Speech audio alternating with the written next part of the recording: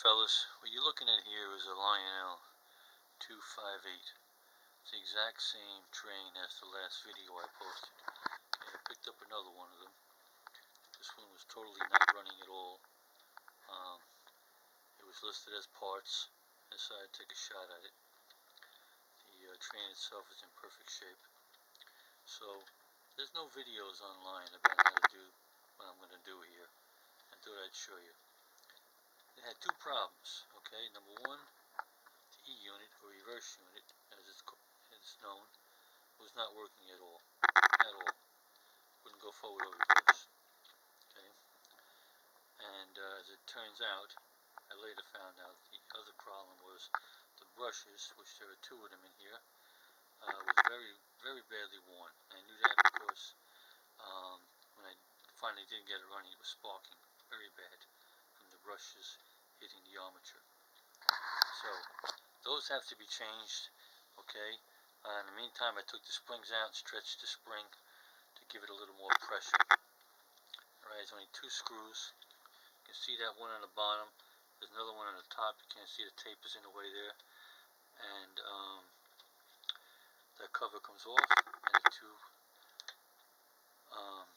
two brushes and springs sit right in there. Very, very easy. Okay, and so the problem I had was the E unit. The unit was just shot. Wasn't working. I'm not sure if it was the connector on the bottom that wasn't quite making it or not. I honestly don't know. I'm not going to try to tell you that I do. But at any rate, I tried everything. Could not get it to work at all. Zero. So, left with an engine and nothing else. I had nothing to lose. Decided to pull it out. Okay, so in order to take the engine out of this locomotive, first off, take the front nose off. Okay, the front nose comes off one screw, that hole on the bottom there. One screw comes off and pop it off. After you get that off, take the light bulb out. Reach in there, take the light bulb out.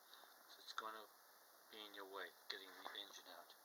Okay, after you do that, there's one screw on the bottom. You see that hole in the axle there? That hole in that rod? One screw goes in there. That's all. One screw. Very simple, beautiful design here. One screw, you take that out, and you push the engine back in the shell, and it drops out for you. You must take that bulb off, or it will not drop out.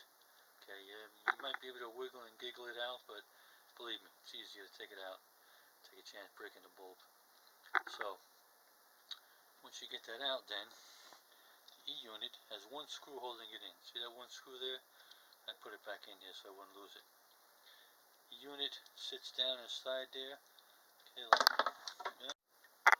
Okay, the E unit sits down inside there, obviously with the handle, the lever, pushing up through the top of the shell. Okay, you take that one screw out, which I showed you right there. Okay, and these little nips here, you can barely see them, but right there, it kind of sits in there. Sits in there really perfectly. Once you take that one screw out, you can lift it right out. Okay, so that's out, and we got nothing in there, big hollow hole. Okay, you take the main wire from the E unit, which connects to the two black wires of the controls. Okay, run that black wire up, connect it to the two black wires in the front, and you get two green wires left. One is for forward, one is for reverse. Okay, depending how you put them, that's where it's going to go. Alright, and in this particular one, the one on the right side goes to the power, the one on the left side goes down to the connector of the brushes. Yours might be different, but that's all it is. Okay, basically connect the black wires, okay, and one green wire, and the other green wire goes down to the brushes. It's not super complicated, but it took me all day to figure this out. Back and forth, driving me nuts. So I finally really stumbled upon it. So, like I said, there's no books out there that I've found with this particular engine, and no videos. So I thought I'd post a video hopefully this will be able to help you out. Just showing you how you can bypass a bad E-unit, bad reversal unit. Now I don't need reverse, okay, I don't do coupling and uncoupling, especially with the pre-war. I don't need reverse at all, so forward gear all the time is what I use. So this worked out perfect for me. Now I'm going to show you real quick how okay, we're going to give it a run around the track. You're going to see some sparks possibly coming out of here. That's the brushes in the back there rubbing against the armature. And it is going to be a little noisy, a little scratchy sounding. That's what's causing that. That's not a problem. Main thing is we got an engine that runs.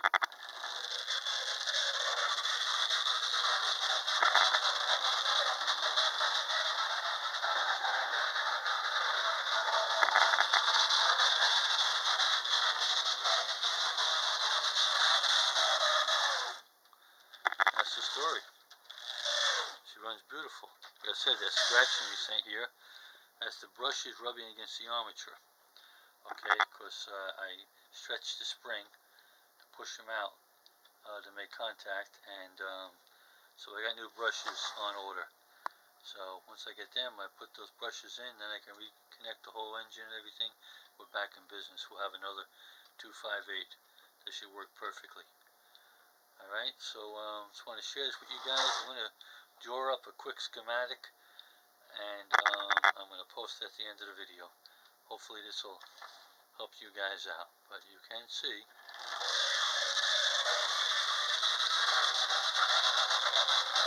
without the E-unit sitting right there, no E-unit in that train.